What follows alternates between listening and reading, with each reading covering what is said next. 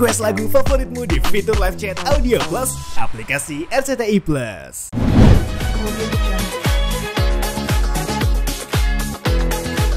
Sebenarnya sih kalau menjelang Lebaran tag-nya makin iya karena kan kita harus menyelesaikan episode yang sudah diberikan sama kantor kan. Jadi mau nggak mau harus ada yang dikejar juga. Terus tensinya juga agak lebih tinggi daripada sebelumnya. Kayak sekarang nih harusnya kan kita ada scene siang nih, tapi pagi barusan hujan gitu. Jadi kan agak kepikiran harus cepat.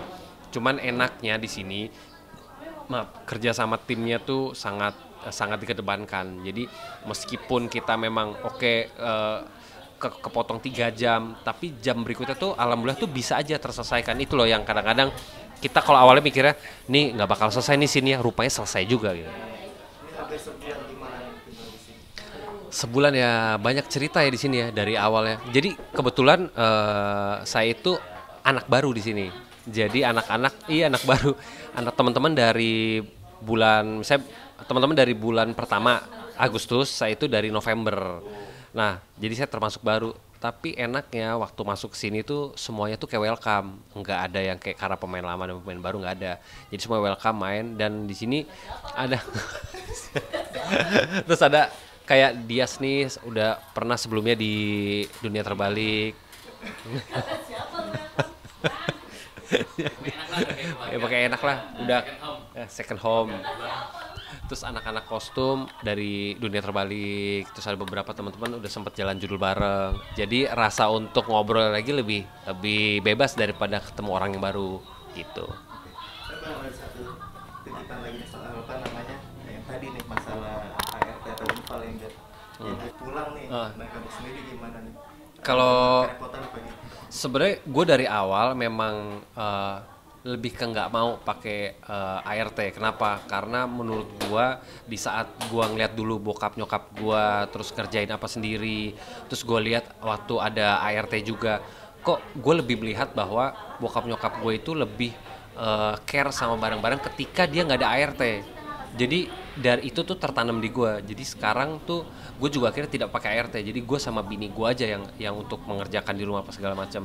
Misalkan beres-beres gue, terus kalau mungkin hal-hal yang lain masak tuh bini gue. Jadi kita lebih ngatur. Dan di situ ada hal positif ya. Kayak misalkan bini gue juga lebih care dengan barang. Kadang-kadang ada cowok itu yang kerjanya cuma keluar kerja balik ke rumah tidur. Tapi gue juga jadi lebih care dengan barang, dengan apa segala macam yang ada, dengan kebersihan rumah. Jadi semuanya tuh lebih mengambil andil gitu dalam situ. Kalau buat teman-teman yang emang ada ART biasanya nggak ada, itu udah pasti pusing banget. Kenapa? Karena teman-teman gue tuh bilang sebenarnya drama-drama ART itu banyak ya.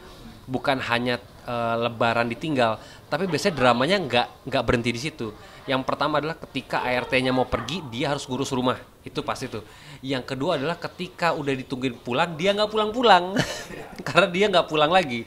Jadi kebanyakan ART itu momen Lebaran pulang kampung biasanya dipakai buat momen kabur dari majikannya, entah dengan satu dan lain hal ya.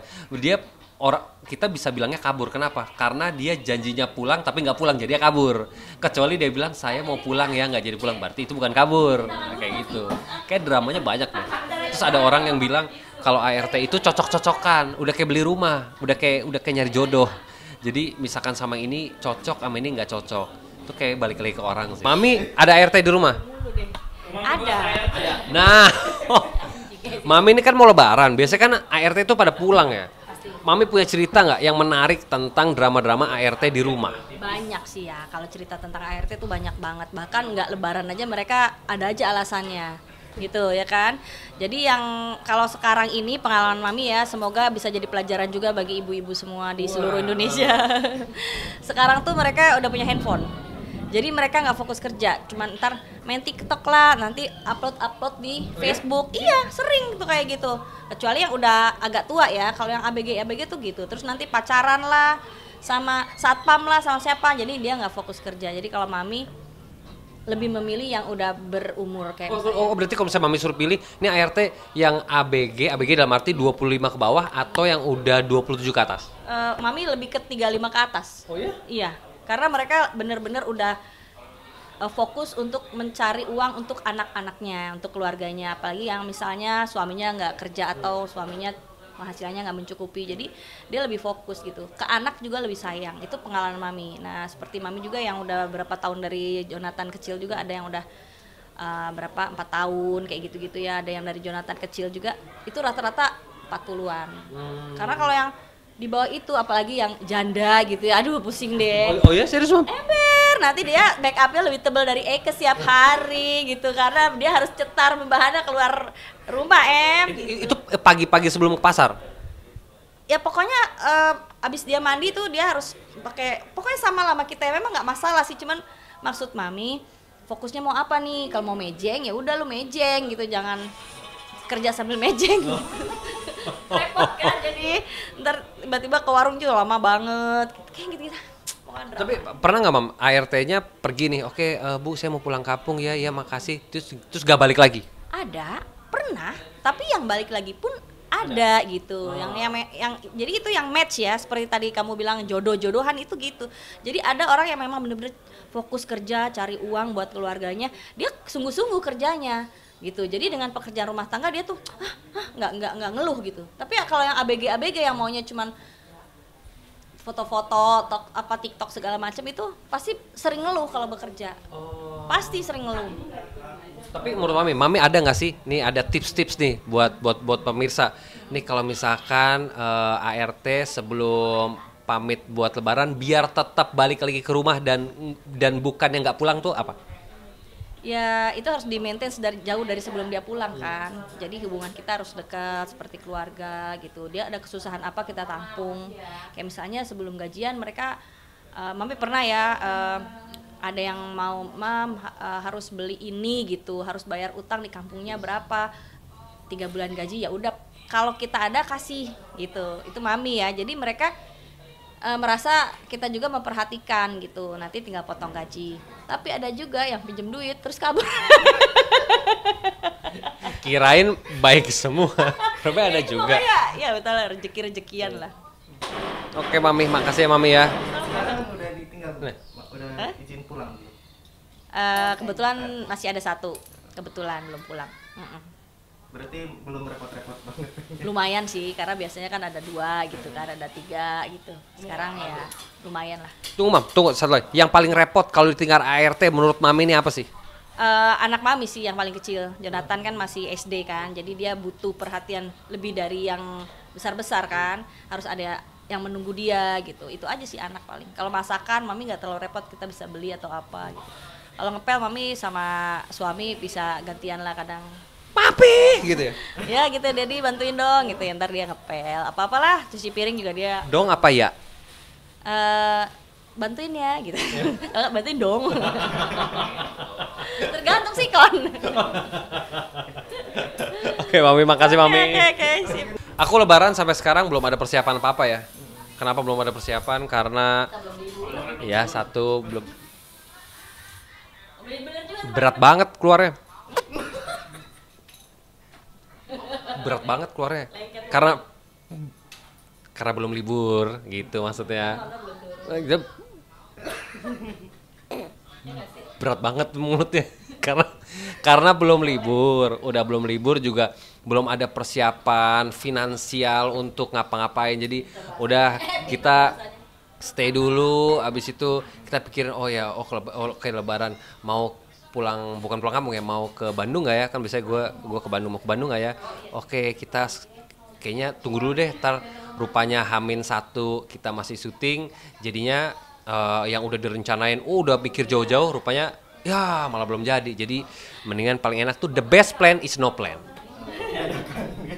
dadakan aliasnya.